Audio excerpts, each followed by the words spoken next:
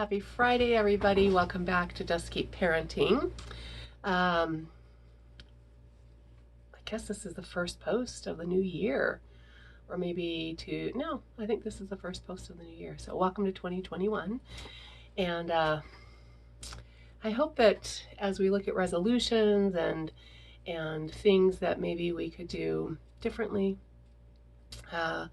one of the things that I hope that we've spent some time thinking about is caregiving, parenting, right? Relationships, which is what this channel is all about. And so as we continue down the road of conscious discipline, we're discussing easy to love, difficult to discipline. And it goes through the 7 basic skills for turning conflict into cooperation. So we've started at the beginning of the book a few months ago, and we just have kind of kept going through it together. I've had some people report back that they have actually downloaded the book on Audible, and they love listening to it. So this is one of the things you're welcome to do. You're welcome to read it old style, but it's a great book as far as helping us help ourselves and then help our children.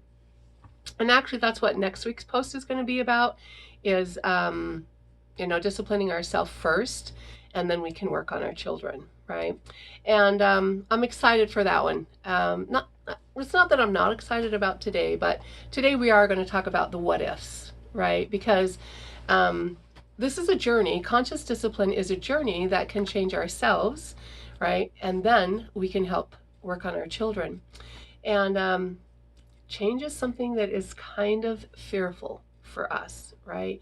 And so as we think about, well, how do I change my parenting? How do I change my interactions with children, right?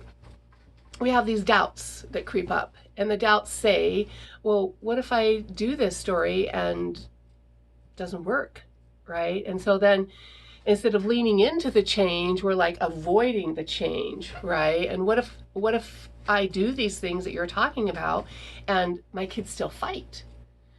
So we have already scared ourselves before we even got started, right? Because most of us were disciplined with fear-based discipline as children, right? And so we fear trying new things because we dread making mistakes, right? And so whether it was, I'm sure it was unintentionally and kind of unconsciously, our parents made us feel bad in order for our behavior to change. That's kind of what happened. And so as we think about, what are the things that we want to do differently, I hope that's one of the things that we think about is we received that our weaknesses, our mistakes were a form of weakness, right? And so to avoid those feelings, we resist change instead of leaning into it, or some people call it embracing it. Embracing is kind of something that says this to me, which is like, I don't know. Some people aren't really touchy-feely, but as we lean into it, right, that's a better, it feels better in my brain. So in order for us to grow, right, and get better at parenting or caregiving or relationships, we need to change. Something must need to occur, right? And so in order for us to embrace it, to lean into it, we have to become conscious of the what ifs, right? And so that's what we're going to talk about today, because it's the what ifs that keep us stagnant and keep us stuck where we are. In the book, Dr. Bailey talks about the flat tire analogy. She said, if I'm going to go teach you how to change a flat tire, right, then I would tell you to pull over on the shoulder when the car ride becomes bumpy. And then you said, well, what if there's no shoulder? And I say, well, pull over to the grass and you can stop there. And then you say, well, what if it's muddy? What do I do, right? So we have this ad nauseum questions of what if, and 10 minutes later, we forgot that we were worrying about changing a tire. So the moment was lost, right? The whole moment of helping you learn how to change a tire was lost because we got caught up in the, well, what if it doesn't work? And what if this? And what if this? And what if this, right? And we lost that golden moment of teaching you how to change a tire. And so our fears kept us from acquiring, right, a valuable some valuable knowledge. And so when we avoid change to avoid mistakes, we avoid life, right? And this avoidance reflects how we were disciplined as a child, right? So we have to push past it, push past the fears, right? And if doubts arise, then Dr. Bailey has talked about a few things that can help us, right, to avoid this what if. And one of the things that has been researched is that physical relaxation helps us to start, right? So as we start to say, okay, this is what I'm going to do, and we start to get anxious about it, right? We take a deep breath and just kind of lean into it and relax our body, right? Because this allows the old programs that are here in the brain, right, the old CD-ROM stuff going on, to dissolve, right? As we physically take a deep breath and we relax our body, right? We're trying to quell that "you're not good enough" message that the what ifs continue to bring into our mind. So as we start to do this message, as we start to hear this message and say this message, right, and feel this message, then we start to heal from that. The second thing that she asks us to do is become aware of our anxiety, right? I started an emotional resilience class last night, and I just loved how the conscious discipline and the emotional resiliency concepts that I was learning were just going hand in hand, right? And I kept thinking about this video today, and I'm like, oh my gosh, this is what we're going to talk about tomorrow, right? But we need to become aware of our anxiety, right? Once we hear ourselves what-ifing, if you will, let yourself feel the anxiety. Oh, so I'm feeling anxious about this because I know if I have this conversation with my child or with my friend, then they might blow up, right? As soon as you start to what if, it's like, wait a minute, feel it. This is what anxiety feels like. This is what fear feels like, right? And be able to say to yourself, I feel anxious, but I'm safe, right? I have a safe boundary around me. I'm in charge of my thoughts, right? Because I'm thinking it, I'm feeling it, right? Then notice the next thoughts, right? Do you start to attack people? Well, if they hadn't done this, then, or do you remember past problems? Well, I tried that once before and it didn't work so well. So, do you concoct future problems? Well, if I do that, I don't know. We assume things, we concoct all these things that could happen. And do you berate yourself with our inner speech? I can't do that. That's way too hard. I've been doing it this way for so long, I just can't even do that. Right? So as we listen and become familiar with the language of anxiety, I love how she taught that.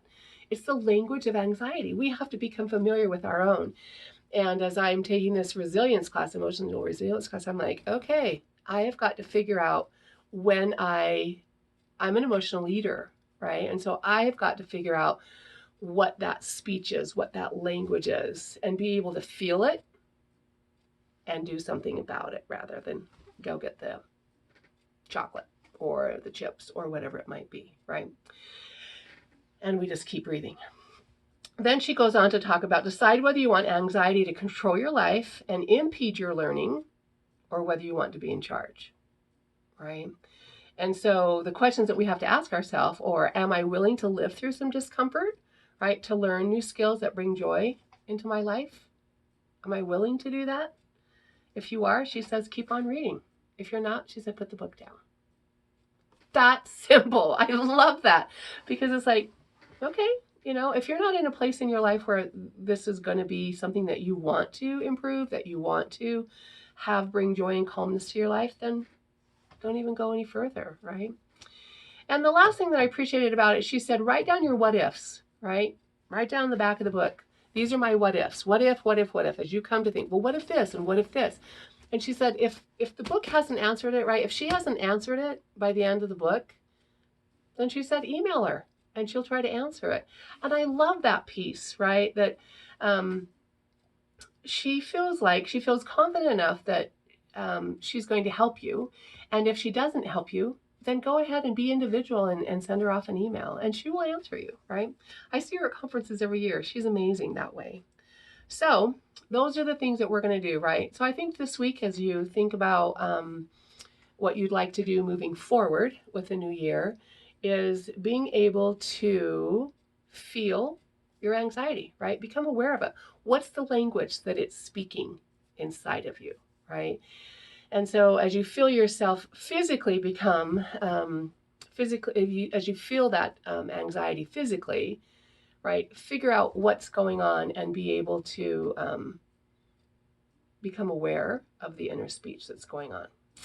Next week, you guys, we're going to talk about how we do this to ourselves first, how we discipline ourselves first, and then how we work on our children. And I'm telling you, it's so exciting. I'm already wishing I could do 2 posts in a day, right? But it's a great time. It's a great time to figure out what we can do differently with our parenting, with our caregiving, and with our relationships. So that's it for today.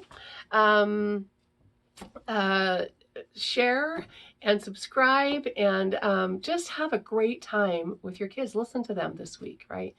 Most of them have started back to school this week, and so, tuning in with them and finding out what went well at school for them and what they're struggling with, right?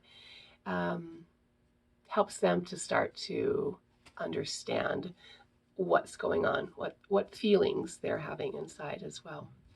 So thank you for joining. Remember to subscribe and share it with anybody that you'd like to, and reach out if you have any other questions. Thanks, everybody. Have a great weekend.